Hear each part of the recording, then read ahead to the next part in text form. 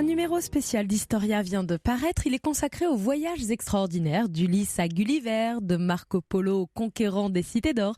Franck Ferrand l'a feuilleté pour nous. Bonjour Franck. Bonjour Anissa, bonjour à tous. Je l'ai feuilleté et déjà je me sens en vacances. Nous allons revivre dans un instant l'un des voyages les plus inouïs de l'histoire de l'humanité, l'épopée d'Alexandre, Alexandre le Grand, jusqu'en Inde. Ça paraît incroyable. Et puis j'aurai ensuite le plaisir de recevoir mes invités, Catherine Salle, qu'on ne présente plus aux auditeurs d'Europe 1, et Olivier Archambault, qui porte l'un des titres les plus magnifiques que je connaisse. Figurez-vous qu'il est président de la Société des explorateurs français. Oui, c'est beau. Et tout à l'heure, à la fin de l'émission, Franck, vous répondrez à la question de Louis qui souhaite connaître l'origine du baba au rhum. Est-ce que vous voyez le rapport entre les deux? Ça sent le voyage, en tout cas. Oui, non, en fait, il n'y a pas de rapport. Ah bon, aucun. d'accord. Non, rien du tout. Nous allons tout de suite sur les traces d'Alexandre le Grand.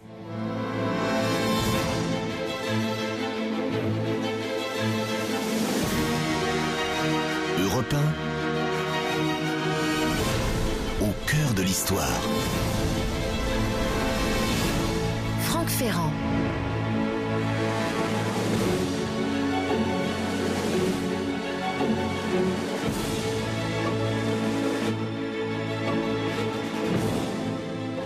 Aujourd'hui encore, on a du mal à y croire. L'Anatolie, la Phénicie, l'Égypte, la Mésopotamie, en seulement quelques années, avec une fulgurance tout à fait étonnante. Alexandre le Grand, simple roi de Macédoine depuis 336 avant Jésus-Christ, Alexandre place sous sa domination toute une partie du monde connu, une grande partie. C'est bien simple, le jeune souverain, il a une vingtaine d'années, il emporte tout sur son passage, d'actes héroïques en coups de génie stratégique, il avance encore et encore, il soumet ses ennemis, il bâtit sa légende, et voilà comment, en 327 avant notre ère, son armée est très loin en Orient, à Alexandrie du Caucase. À partir de cette ville qui est toute proche de l'actuel Kaboul, Alexandre entend poursuivre son incroyable épopée. Il faut dire qu'une terre tout à fait méconnue, une terre objet de tous les fantasmes, paraît s'offrir à lui au-delà des chaînes de montagnes qui lui font face. Cette terre, c'est ce que nous appelons l'Inde. L'Inde foulée autrefois par Héraclès et par le dieu Dionysos en personne. Deux mythes à la mesure du valeureux Alexandre. Alors il faut imaginer ce que peut représenter l'Inde pour les Grecs du IVe siècle avant notre ère. Si l'on se réfère aux auteurs anciens, cette région renvoie à des idées assez floues. Ça pourrait être une terre de barbarie, une région pleine de richesses incroyables, ou au contraire, le lieu d'un certain équilibre primitif. Toutes les bizarreries, en tout cas, seraient susceptibles d'y exister. Des animaux monstrueux, dit-on, des peuples extraordinaires. Dans Historia, justement, Pascal Charvet précise « L'Inde concentre tous les prodiges. On y rencontre des êtres étranges, tels que les cynocéphales, des hommes à tête de chien, qui pour tout langage ne savent que japper. Ils ont tous une queue semblable à celle des chiens, mais plus longue et plus touffue, s'accouplent à leurs femmes à quatre pattes, mais ce sont des êtres justes qui vivent longtemps. » Dans les montagnes réside aussi une population dont les bébés viennent au monde avec sur la tête des cheveux blancs.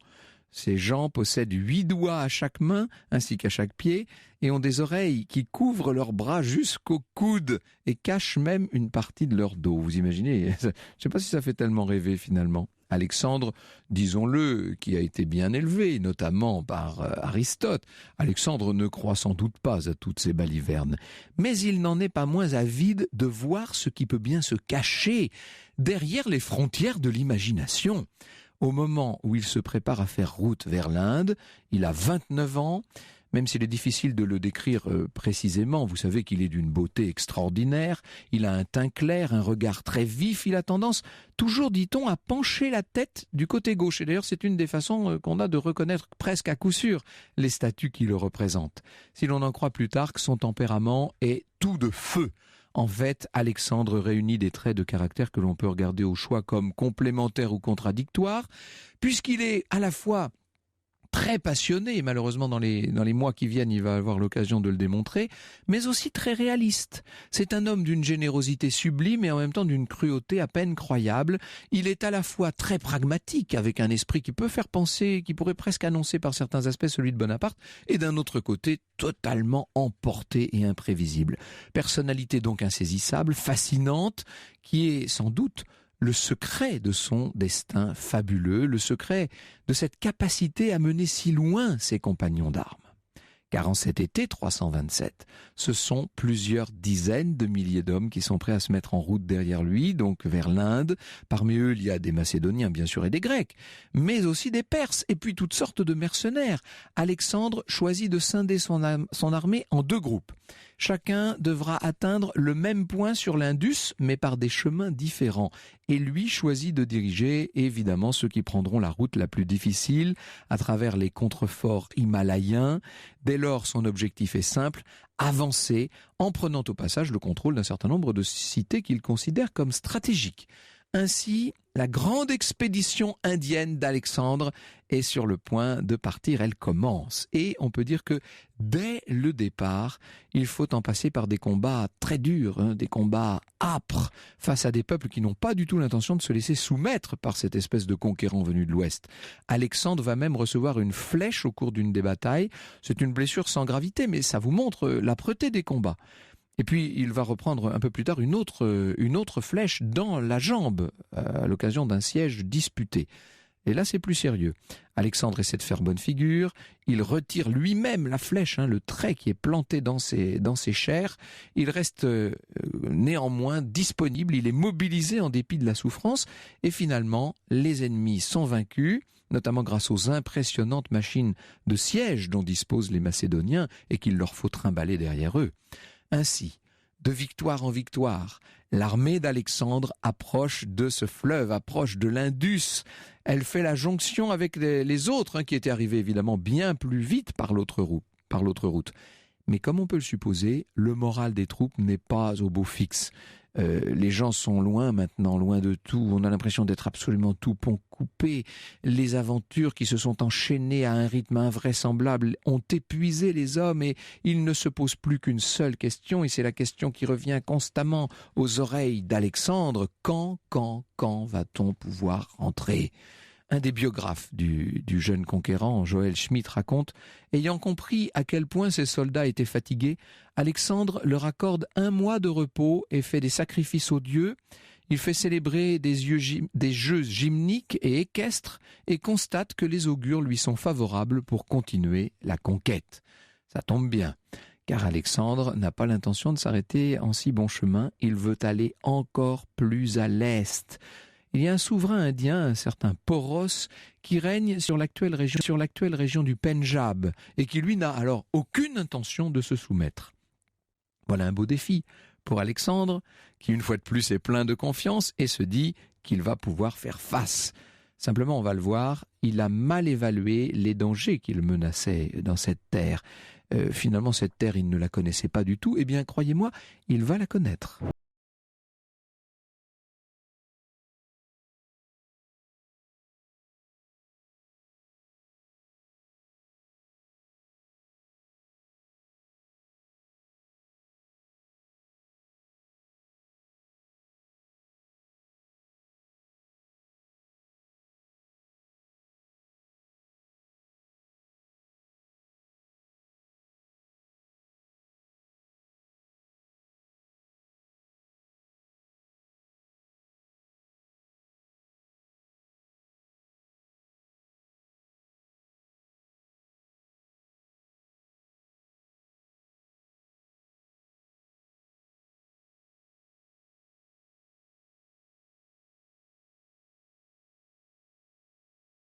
De la bande originale du film Alexandre d'Oliver Stone, une musique composée par Vangelis. Et c'est une émission qui sent déjà bon les vacances, puisqu'avec vous, Franck Ferrand, nous parcourons parcourons le monde à la découverte des voyages extraordinaires qui ont marqué l'histoire, comme celui d'Alexandre le Grand, parti en direction de l'Inde. Il n'est pas en vacances, Non. Alexandre, Ça je peux s'annonce vous le même dire. compliqué. Il est avec cette immense armée sur les bords de l'Indus. Nous sommes au printemps 326 avant Jésus-Christ.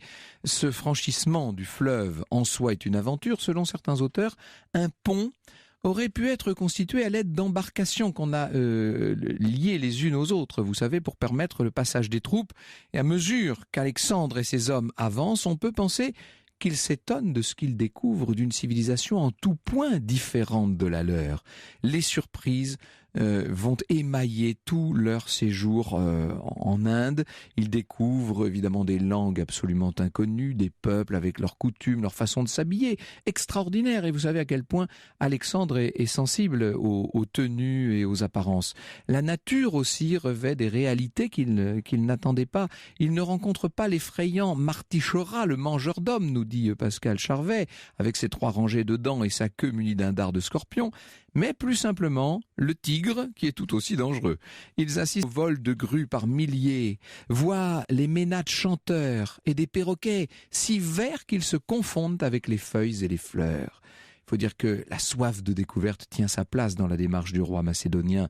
Des historiographes, des botanistes, des cartographes sont du voyage. Il est entouré de toute une équipe que nous appellerions nous aujourd'hui scientifiques et qui sont chargés d'enrichir leur savoir de tout ce qu'ils découvrent et de ce qui les entoure.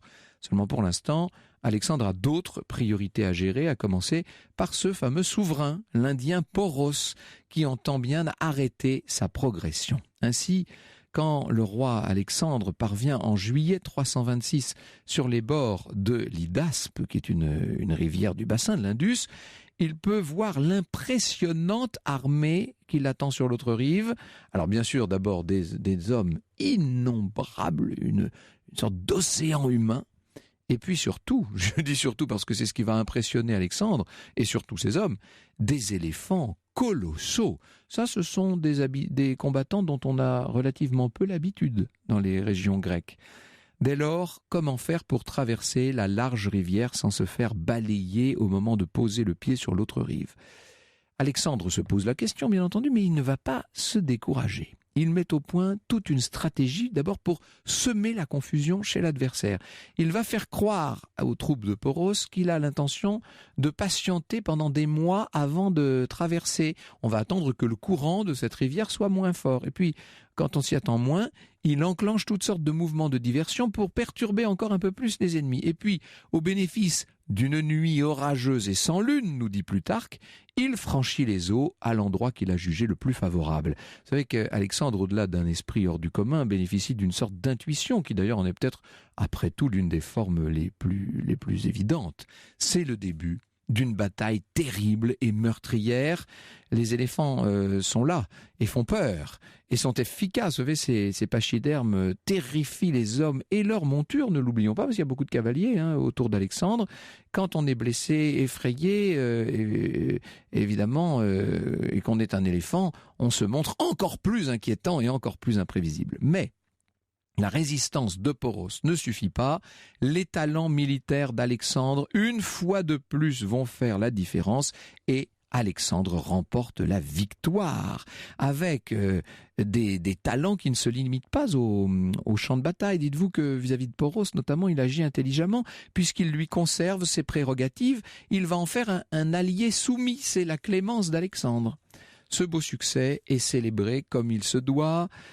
Alexandre, à chaque fois qu'il remporte une grande victoire, fonde une ville. Vous savez, bien cette fois, il va même en fonder 2.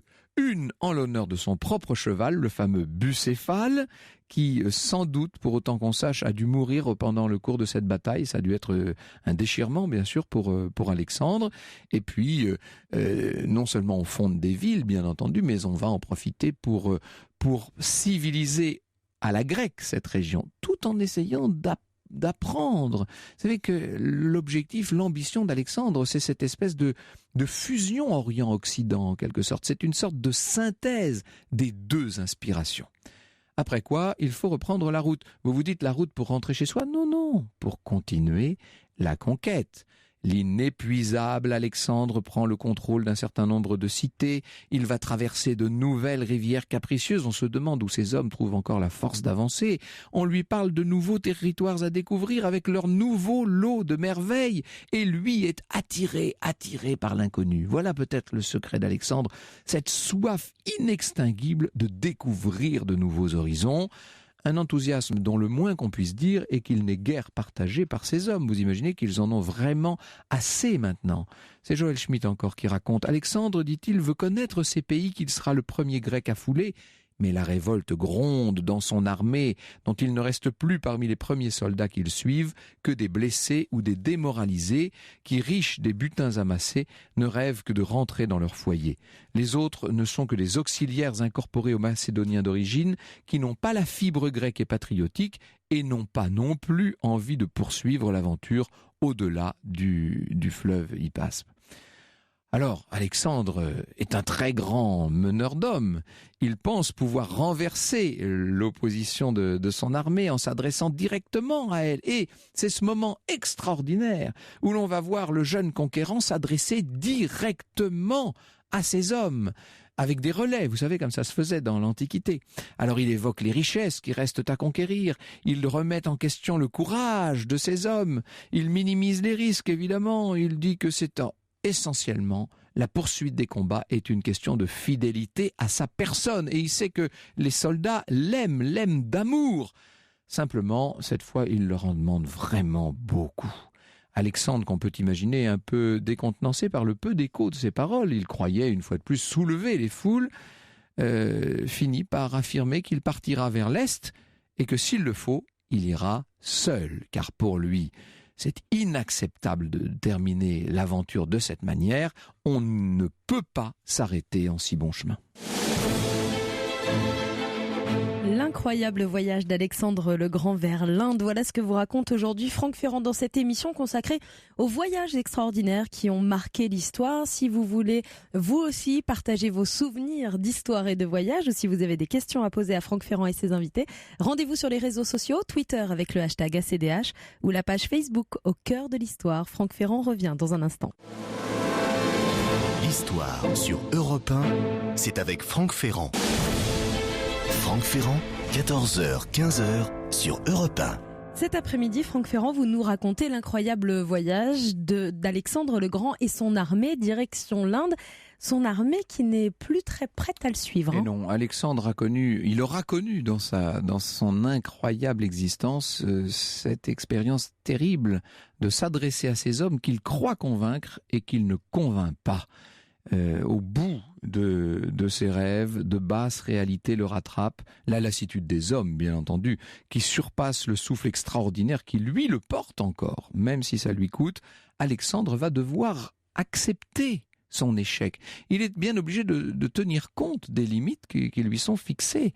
Il comprit vite, nous dit Claude Mossé, qu'il ne pouvait exiger davantage de ces hommes, affaiblis de surcroît par la mousson, qui fut particulièrement éprouvante. Les présages se montrant par ailleurs défavorables, Alexandre se borna à élever sur la rive occidentale de l'Iphase 12 autels monumentaux. Avant de repartir, il va laisser des témoignages éclatants de son passage, mais ces aventures indiennes pour autant ne sont pas terminées, parce qu'Alexandre n'a pas l'intention de repartir tout à fait en arrière. Pour rentrer, son armée va suivre le cours de l'Indus jusqu'à atteindre peut-être son embouchure. Ainsi, des centaines d'embarcations, jusqu'à 2000 si l'on en croit certains auteurs, sont fabriquées pendant les mois hivernaux de 326 à 325 avant notre ère. Ces embarcations vogueront pendant qu'une partie de l'armée, dont les lourds éléphants qui ont été récupérés à Poros, dont une partie de l'armée donc marchera en bon ordre le long du fleuve. Cette descente de l'Indus n'est pas une partie de plaisir. Certaines confluences sont particulièrement dangereuses. Et un jour, Alexandre lui-même va manquer de très peu d'être emporté par les eaux instables. Mais les combattants, heureux que chaque pas les rapproche désormais de chez eux, ça les change évidemment, les combattants continuent d'avancer en dépit des dangers. Des villes sont de nouveau prises au passage et à nouveau certaines batailles ont lieu, des batailles dont certaines s'avèrent très périlleuses. Lors de l'une d'elles, Alexandre va encore recevoir une flèche, il devait être cousu de cicatrices. Cette fois, il reçoit la flèche en plein torse. Pour lui, il est impossible de poursuivre le combat et pour cause, il vient de s'évanouir au milieu des combats, dans la mêlée, au milieu des affrontements. Malgré les risques, des hommes parviennent néanmoins à faire barrière autour de lui. On l'évacue comme on peut, on va le mettre en lieu sûr. Il est évident que la blessure est grave et très vite, on envisage le pire. Chacun se demande quel militaire sera capable de succéder à Alexandre, raconte Joël Schmitt. Tous redoutent de ne plus pouvoir regagner leur patrie facilement puisqu'ils auront à traverser des régions hostiles. Ils craignent une révolte généralisée des pays soumis si jamais ceux-ci venaient à apprendre la mort d'Alexandre. Et en filigrane, c'est toute la fragilité, c'est toute la question de la fragilité de cet immense empire qui se pose. Un empire qui a été bâti en quelques mois, en quelques années seulement, et bâti sur du sable, bien entendu. Seulement cette fois encore, le problème est reporté, car Alexandre, dont il faut vraiment admirer l'incroyable résistance, c'était une espèce de force de la nature, ce garçon, Alexandre s'en sort. Dès qu'il le peut, alors que la bataille a été remportée, il va se montrer à la foule des soldats, bien entendu. Vous voyez que la flèche indienne ne m'a pas tué, je suis bien vivant et je suis prêt à poursuivre au milieu de vous. Alors on peut dire que cette apparition va rassurer les hommes, bien entendu, et de nouveau, c'est l'émotion autour de lui, et c'est l'espoir qui renaît. Les combattants d'Alexandre laissent leur bonheur éclater, juste le temps de souffler un peu, d'organiser la nouvelle conquête, et ça y est, une fois de plus, l'armée reprend sa route. Enfin, Alexandre parvient donc au delta de l'Indus, l'océan est tout proche, encore quelques étapes, et l'aventure indienne, on pourra le dire, aura touché à sa fin. Alors, pour le grand retour à partir de l'été 325, Alexandre décide de scinder de nouveau son armée, en 3 cette fois. Une partie doit passer par l'intérieur des terres, une autre naviguer, vous l'aurez compris, et puis la dernière, marcher le long de la côte. C'est cet itinéraire que choisit Alexandre. Il se dit que c'est peut-être celui qui pourrait lui réserver le plus de surprises. Et après environ 2 ans d'expédition indienne, il quitte donc cette terre pleine de merveilles pour s'enfoncer dans le terrible désert de Gédrosie, autrement dit dans un véritable enfer, où il va perdre énormément d'hommes. On croyait que c'était la fin, mais il y a encore cette énorme épreuve.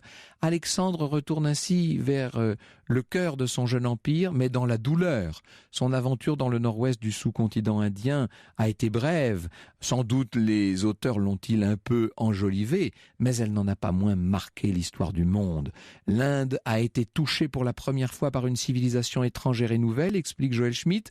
Un tel choc produira certes en Inde des réactions nationalistes, mais il ne laissera pas non plus ce grand pays indifférent à la culture nouvelle que diffuseront les garnisons d'Alexandre. L'hellénisation très lente des territoires indiens occupés s'orientalisera en quelque sorte en un syncrétisme fécond, voilà le mot. L'Occident, en pénétrant l'Orient aussi loin, va permettre la naissance de relations commerciales entre les 2 pôles du monde.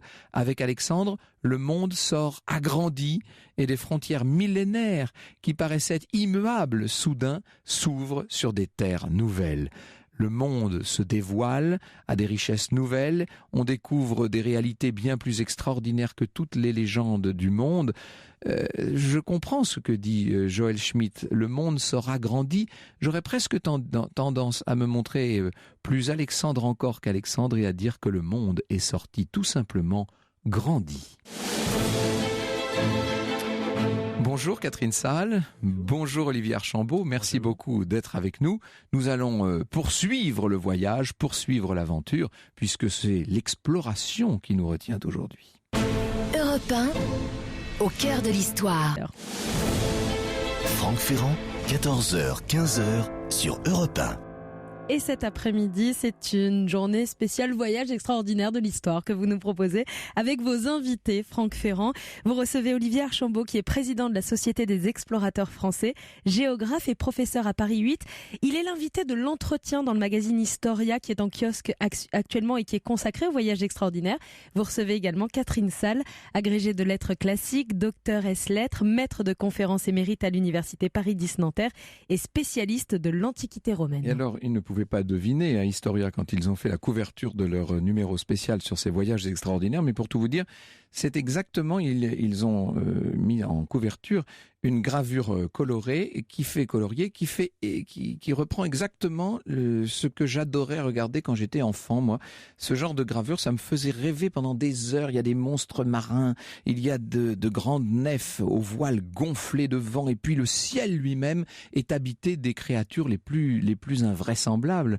Je pense que ça fait partie aussi de l'aventure et de l'exploration, le souhait, l'envie, le rêve de découvrir autre chose, Olivier Archambault. Vous comprenez qu'un homme comme Alexandre ait été fasciné par ce qui se passe derrière la montagne, toujours aller plus loin et découvrir toujours d'autres nouveautés?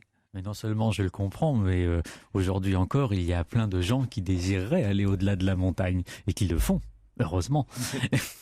Oui, et c'est le moteur de pas mal de belles aventures quand même. Hein. C'est cette envie de découverte qui est à l'origine, à la source de certaines vocations. Plusieurs choses poussent les hommes, je crois, à aller au-delà des montagnes. Il s'agit d'abord de l'enthousiasme, de quelque chose qui est différent des autres hommes. On veut s'extraire du quotidien, on veut s'extraire de la norme et on veut aller par-delà ce que l'on ne connaît pas, le fleuve, la montagne, la mer. Et cette couverture d'Historia est totalement dans cet esprit puisqu'on voit les nefs et c'est l'invitation au voyage. Et ça continue à l'intérieur, bien entendu, puisque ce sont quelques-uns des plus beaux voyages de l'histoire de l'humanité qui nous sont proposés. Alors, il y a des voyages rêvés, des voyages de fiction, et puis il y a des voyages réels. Alors, on mettra la fiction de côté, on parlera de l'Odyssée et d'Ulysse tout à l'heure, si vous le voulez bien, mais avant cela, un mot peut-être d'Alexandre le Grand, Catherine Salle. Cet homme était bien sûr un chef d'État, un conquérant, un militaire avant tout. Il y avait dans sa démarche une volonté d'asservir et de l'emporter, mais j'ai l'impression qu'il y avait quand même autre chose. Oh, certainement, c'est un être très complexe, Alexandre. Son grand problème, si on peut dire, c'est qu'il est mort très jeune. Hein. Oui. On ne sait même pas de quoi exactement il est mort, mais s'il avait vécu aussi vieux que son père, par exemple, je crois qu'il serait arrivé à pénétrer dans l'Inde, ce pays dont il a vu un peu les frontières, mais il n'est pas allé. Hein. Il a vu l'Indus, mais il n'a pas pu aller bien loin. Ce n'était tout de même pas une promenade de santé. Ce qu'Alexandre et ses généraux ont exigé de leurs troupes dépasse l'entendement. Hein. C'était des souffrances permanentes. Et on comprend qu'au bout d'un moment, les hommes eux-mêmes aient fini par dire stop, finalement. Nous n'irons pas plus loin. Parce qu'il n'avait pas prévu il aurait pu prévoir des troupes de remplacement, si on peut dire. Des troupes qui n'auraient pas subi tous les aléas de celles qui étaient avec lui. Alors, son ambition était évidemment d'aller, dans son cas, vers une forme de synthèse, de syncrétisme, d'alliance Orient-Occident.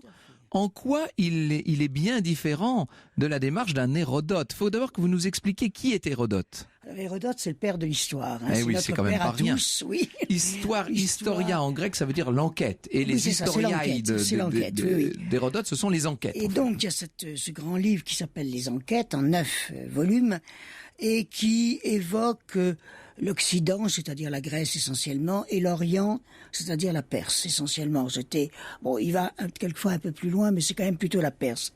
Et il a écrit ce livre au moment des guerres médiques, c'est-à-dire contre la Perse. Et oui, où la Grèce s'opposait à la Perse. Et donc, son livre, même s'il n'y a pas que ça, il y a beaucoup d'autres choses, est quand même motivé par l'idée de montrer que les Grecs qui combattent au nom de la liberté vont pouvoir l'emporter sur les Perses qui combattent au nom de la barbarie. Donc on a deux mondes distincts et le vainqueur sera les Grecs. Alors, c'est assez amusant que les enquêtes d'Hérodote soient considérées comme la base même, avec les travaux de Thucydide aussi, mais comme la base même de l'histoire, alors que si l'on regarde bien Olivier Archambault, ce sont presque plutôt des traités de géographie, ce sont des enquêtes géographiques. Ah mais tout à fait, Hérodote est un grand géographe pour nous, c'est aussi un fondateur et également presque un géopoliticien avant l'heure. C'est quelqu'un qui va mener effectivement l'enquête de terrain, mais qui va décrire les villes, qui va décrire de manière extrêmement précise les fortifications, le monde rural, on peut dire. Il va donner une image, il va donner à voir les paysages. Et ça, c'est extrêmement rare. Et on a là, dans ces fameuses enquêtes, déjà les prémices d'un début presque, je dirais, de manuel géographique.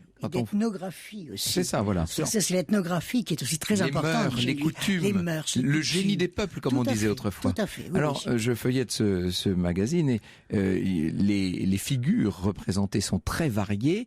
Pour ce qui est de l'Antiquité, alors c'est votre domaine, vous l'Antiquité évidemment, Catherine Salle, vous vous êtes penchée sur le cas d'Apollonios de Tyane, qui est ce que vous appelez un saint païen. Expliquez-nous. Oui, c'est un saint païen, c'est le rival du Christ. Hein. C'est la même époque déjà. Il a vécu à la même époque. C'était un philosophe néo-pythagoricien et c'était en même temps un thaumaturge, c'est-à-dire qu'il guérissait. Et donc il a fait un parcours dans le monde méditerranéen et il a eu des étapes dans lesquelles il enseignait, il guérissait et même il ressuscitait. Mais ce qui est très curieux, c'est que sa vie a été écrite plus d'un siècle après, à la demande de l'impératrice Julia Domna, qui était la femme de Septime Sévère. Et une des théories, il y a des gens qui ne sont pas d'accord, mais une des théories est que le pouvoir impérial aurait voulu s'opposer à la montée du christianisme, qui commençait déjà à être bien embêtant pour les Romains, en montrant qu'il y avait eu d'autres hommes qui avaient été les équivalents du Christ. Et c'est peut-être comme ça que la vie d'Apollonios de Tyane a été composée. Et comment se fait-il qu'on ne le connaisse pas, lui? C'est une découverte que vous nous faites faire, là, je vous l'avoue. Enfin, pour ce qui me concerne, en tout cas. Hein. On le connaît mal. Enfin, c'est-à-dire que c'est pas c'est pas de la très grande littérature, mais c'est intéressant parce que lui aussi, il va en Inde, d'ailleurs. Et oui. Et il a probablement vu des adeptes du yoga. Parce qu'il parle des hommes qui mettent le pied au-dessus de la tête pour se servir, pour faire comme une ombrelle. Les brahmanes, en fait. Ce sont les brahmanes, très probablement. Et bon, alors qui a vu ça? Est-ce que c'est Apollonios de Tyane ou est-ce que c'est son biographe? Je ne sais pas. Est-ce qu'on pourrait dire que le voyage était plus familier à un certain nombre de Grecs anciens qu'il ne le sera plus tard à beaucoup d'Occidentaux, y compris au Moyen-Âge, en fait? On voyage énormément dans l'Antiquité, parce que il y a les voyages, bien sûr, de tous les commerçants. Les commerçants circulent dans tout le bassin méditerranéen. Il y a le voyage des personnages officiels, c'est-à-dire que tous les gouverneurs à Rome en particulier, les gouverneurs de province, ou tous ceux qui ont une fonction dans le monde méditerranéen sont obligés de voyager. Il faut pas oublier les comédiens, bien sûr. Ceux qui se produisent dans les foires, qui font des exercices d'adresse. Il y a tous les soldats, bien entendu, bien sûr. Et tous les pèlerins qu'il ne faut pas oublier, parce qu'il y a des grands sites de pèlerinage et d'initiation. Donc on a constamment des pèlerins sur ces bateaux. Alors il y a beaucoup de gens qui pérégrinent dans l'Antiquité, il y a ceux qui s'en moquent. Je pense à Lucien de Samosate, tout simplement, ça c'est assez drôle. Hein. Ah oui, Lucien de Samosate, mais comme je dis toujours, c'est le clown de l'Antiquité, Lucien de Samosate. C'est-à-dire que, il a écrit dans de très nombreux domaines, il a de bons fondements philosophiques, mais il a écrit une histoire vraie, où il imagine que lui et ses camarades, ils prennent un bateau, ils vont jusqu'aux limites du monde, puisqu'on pensait que le monde était entouré par l'océan, qui n'est pas notre océan à nous, mais qui est une frontière liquide en quelque sorte, et ils passent à travers cette frontière liquide. Et donc il arrive sur la Lune, bien entendu. Voilà. Et ils vont découvrir la Lune, qui à l'époque, alors les habitants de la Lune, ce sont les Sélénites, parce que Séléné, c'est la Lune pour les Grecs. Lune en grec. Et ils sont en... Et Séléné lampei, lampraestine, et calé Séléné, c'est la première phrase qu'on apprend en grec, généralement. La lune brille. Oui. Voilà. Et puis, ils sont en guerre contre les Héliosotes, c'est-à-dire les peuples du soleil, puisque Hélios, c'est le soleil. Et alors là, on a des descriptions d'armées qui sont absolument incroyables, avec des salades ailées, c'est-à-dire des sortes d'oiseaux, mais qui, au lieu de plumes, ont des salades. Il y a ceux qui marchent sur un seul pied. Il y a ceux qui bombardent. Alors, ils bombardent de cailloux. Et il y a le récit des combats, bien entendu, entre tous ces gens. Et ça se termine par la victoire de la Lune. Donc, ils étaient dans le bon camp, nos habitants de Samosate, parce qu'ils étaient du côté de la Lune, bien sûr. Je vous avais promis, je parle de nos auditeurs, je vous avais promis du rêve cet après-midi, peut-être pas d'aller jusque dans la Lune.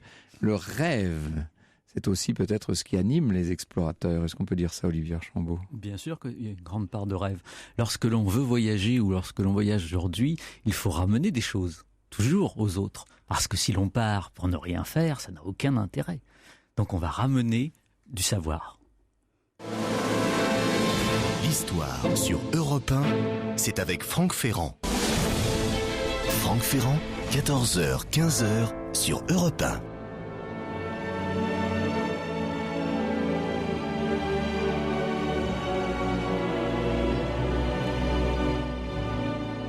C'est une émission qui nous invite au voyage, mais aux voyages extraordinaires qui ont marqué l'histoire cet après-midi. Franck Ferrand, vous recevez Catherine Salle, agrégée de lettres classiques et doctoresse lettres, maître de conférences émérite à l'université Paris X Nanterre et spécialiste de l'Antiquité romaine. Elle a collaboré à ce numéro spécial d'Historia, dans lequel vous retrouvez également l'entretien avec Olivier Archambault, votre deuxième invité, Franck. Il est président de la Société des explorateurs français, géographe et professeur à Paris 8. Je vous avoue que ça me fait rêver, moi, justement, ce titre de président de la société. J'ignorais qu'il exista une société des explorateurs français. Depuis quand? Eh bien, non seulement elle existe, mais elle vit. Elle est née en 1937. Ah oui. Elle est née en 1937, au moment où la géographie, au sens scientifique du terme, si vous voulez, n'aidait plus l'État directement. C'est-à-dire qu'on a arrêté les colonies, on était en train d'un... Oui, c'était la phase de pré-décolonisation, on va dire. Exactement, comme après la Seconde Guerre mondiale. Et puis les gens sont toujours des aventuriers.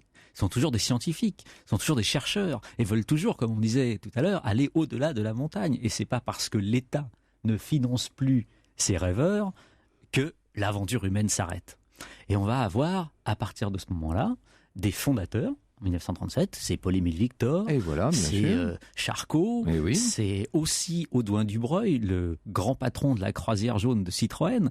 Des noms formidables. Des noms qui nous ont occupés ici à ce micro, parce que chacun de ceux que vous venez de citer a fait l'objet déjà de plusieurs émissions. Évidemment, ce sont des cas, tous autant qu'ils sont. Alors, pourquoi explore-t-on? Quels sont aujourd'hui les buts des explorateurs? Quand je dis aujourd'hui, depuis un demi-siècle, en fait. D'abord parce que la nécessité du terrain dans la recherche scientifique est toujours aussi importante. On croit toujours que l'on sait tout. Eh bien non. Ne serait-ce qu'au fond des océans, ne serait-ce qu'au fond des cavités. En spéléo, on apprend tous les jours beaucoup de choses. Et je ne vous parle pas du spatial. Oui, bien sûr.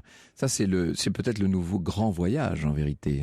Je disais dans une conférence que je faisais très très récemment là sur Marco Polo, que pour se faire une idée de ce que peut être un voyage aussi extraordinaire à la fin du XIIIe siècle, au moment où Marco Polo est censé faire son grand voyage vers la Chine, il faudrait imaginer aujourd'hui un voyage interstellaire. C'est plutôt de cet ordre-là, c'est-à-dire que c'est une chose très extraordinaire. Et aujourd'hui, c'est le nouvel horizon, d'une certaine manière. D'une certaine manière, alors avec des différences, parce que autant on a dans l'histoire, avec un grand H, des individus qui font des aventures. Et aujourd'hui, alors heureusement ou malheureusement, c'est peut-être pas la question, mais ce sont des équipes qui construisent les aventures. Alors il reste quand même chez les reporters, les écrivains voyageurs, les photographes, les scientifiques, des véritables aventures individuelles aujourd'hui. Ah oui, ça c'est magnifique. Nous en faisons souvent l'écho, bien entendu.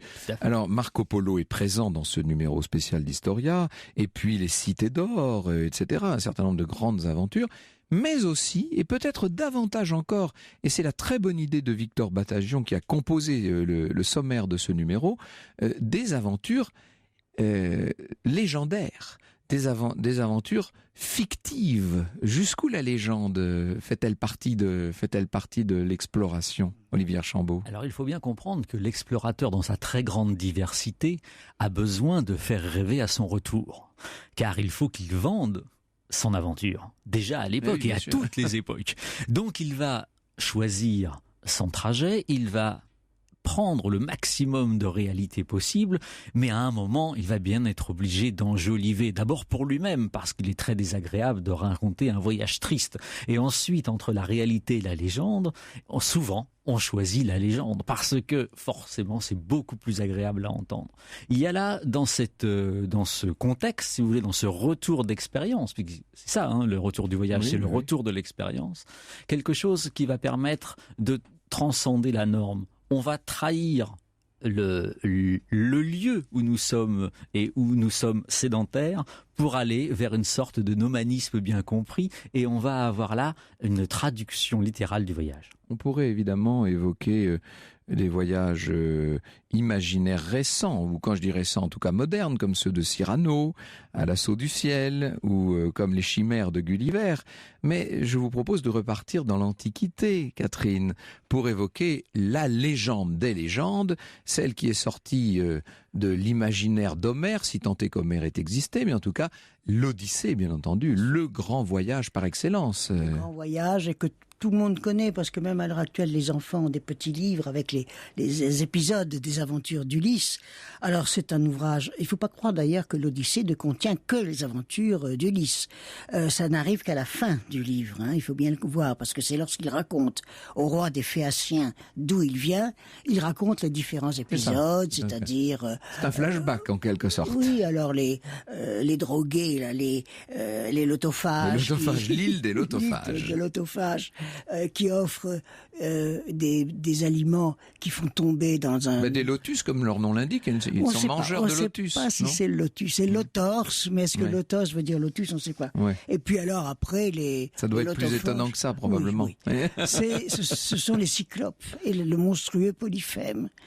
Et puis on passe chez les sirènes, qui ont des chants absolument voluptueux. Il y a toute une série d'épisodes de cette nature-là. Avec évidemment à chaque fois des évocations d'événements, d'éléments réels. Évidemment, quand on arrive, par exemple, au pays des Lestrigons... Oui, alors ce sont les anthropophages, les Lestrigons, oui. C'est la Sardaigne qui est décrite. Oui, c'est sans doute la Sardaigne, oui.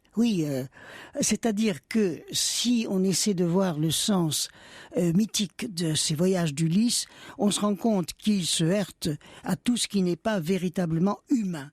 Parce que la nature humaine se définit pour Homère et pour la plupart des autres par des interdits. En particulier l'interdit de manger de la chair humaine, l'interdit de pratiquer l'inceste, etc.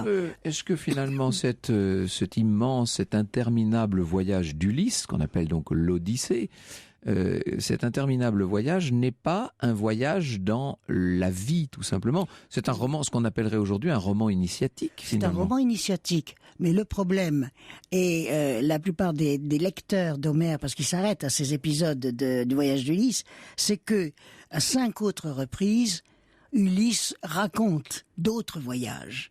En particulier, mais alors des voyages beaucoup plus ancrés dans la vie réelle, c'est-à-dire en particulier avec les Crétois, avec tous ces peuples-là.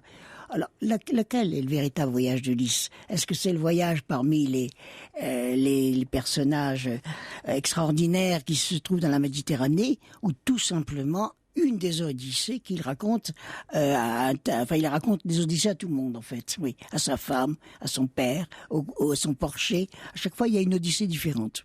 Et à chaque fois, à chaque étape du voyage, un interdit différent avec toute la symbolique qui s'y attache, bien entendu. C'est-à-dire qu'au-delà d'une aventure extraordinaire et qui fascine encore les jeunes d'aujourd'hui, parce que je crois qu'on lit toujours l'Odyssée, même si c'est sous des formes un peu abattardies aujourd'hui. Oui, pour les petits enfants, ce sont des jolies histoires. Mais en tout cas, si on lit l'Odyssée, si on revient au texte originel, alors vraiment, c'est un livre de sagesse, tout simplement. En quoi le voyage peut enseigner ? C'est ça aussi la beauté du voyage, Olivier Archambault, c'est qu'on y apprend constamment, et on s'y forge soi-même. Enseigne surtout la modestie. On dit les voyages forment la jeunesse, mais c'est ça. Ils forment surtout la modestie et la manière d'appréhender la vie et le risque aussi. C'est-à-dire, quand on voyage, on prend tout ce qu'il y a, on traduit le territoire dans sa pensée et on arrive à capturer tout ce qui est éphémère, justement. Et heureux qui, comme Ulysse, a fait un beau voyage, n'est-ce pas ? Et puis va rentrer tranquillement auprès de sa chère Pénélope, retrouver son téléphone. Il repart aussitôt ? Il repart aussitôt parce qu'il en a assez de d'Ithaque, c'est pas drôle Ithaque. Et il va se faire tuer après, d'ailleurs. Les voyages extraordinaires avec donc les Odyssées d'Ulysse, la Chine de Marco Polo, les Chines fabuleuses, c'est le moins qu'on puisse dire au sens propre du mot, des monts et merveilles de l'Orient, les 7 cités d'or de Cibola, tout ça fait la matière de ce numéro spécial parfaitement estival que nous propose Historia. Merci beaucoup Catherine Salle, merci beaucoup Olivier Archambault d'être venu nous faire rêver cet après-midi. L'histoire sur Europe 1, c'est avec Franck Ferrand. Europe 1, au cœur de l'histoire. Retour aux origines. Avec une question de Louis sur le site europe1.fr. Bonjour Franck, il voudrait connaître l'origine du gâteau qu'il adore, son préféré, le baba au rhum. Allons bon. Nous avons parlé ici même de Stanislas Leszczynski, vous savez, oui. Ce roi déchu de Pologne qui vit à Wissembourg en exil lorsqu'il voit arriver l'envoyé de Louis XV qui lui demande la main de sa fille pour le roi de France. Ça paraît complètement incroyable. Et c'est ainsi que la jeune Maria Leszczynska va devenir reine de France. Bon, eh bien, quelques années plus tôt, les événements dont je vous parle étaient en 1725 et là, ça nous ramène en 1718. Stanislas est donc réfugié en Lorraine. Il a un peu faim. Son cuisinier s'appelle Nicolas Storer. Il lui apporte du kouglof et le roi déchu il dit Stanislas dit mais c'est trop sec. Alors on va mettre une rasade de vin de Malaga sur le kouglof. Et bien voilà, le baba est né. Alors c'était pas un baba au rhum, c'était un baba au Malaga à l'époque. Et pourquoi baba ? Parce que tout simplement Stanislas ce jour-là était en train de lire les 1001 nuits, les contes des 1001 nuits qui venaient d'être traduits, figurez-vous. Et donc il était en train de lire le chapitre sur Ali Baba. Il a appelé le gâteau un Ali Baba. Le Ali est tombé en déshérence et finalement on appelle ça aujourd'hui un baba. Pourquoi est-ce que le gâteau est devenu très populaire ? Bien parce que lorsque Marie Leszczynska est devenue reine de France, elle a fait venir Nicolas Storer à Versailles, puis il s'est installé à Paris, il a monté sa propre boutique et les habitants du quartier de Montorgueil aujourd'hui à Paris savent que la boutique Storer existe toujours, bien entendu, où l'on fait un délicieux baba au rhum. Alors on va leur faire de la publicité pour la peine, c'est 51 rue de Montorgueil. Les Parisiens sont tombés fous de ce gâteau et depuis on ne s'est plus jamais passé du baba au rhum.